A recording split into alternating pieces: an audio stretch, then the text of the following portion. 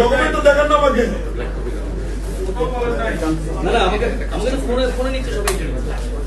কোথায় দেখান একটা ডকুমেন্ট?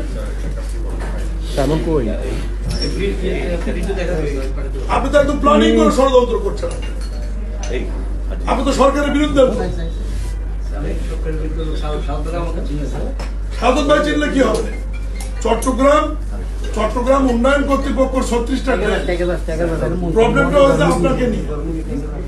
মিডিয়াতে আপনার কোনো বক্তব্য নাই। আপনি বারবার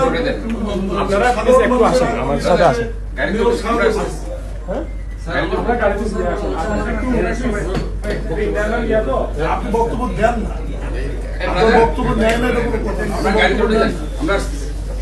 সাংবাদিক ভাইরা আমরা এখানে কোনো ব্রিফ করবো না। আমরা প্লিজ কর্তৃপক্ষ চেয়ারম্যান আপনি চট্টগ্রাম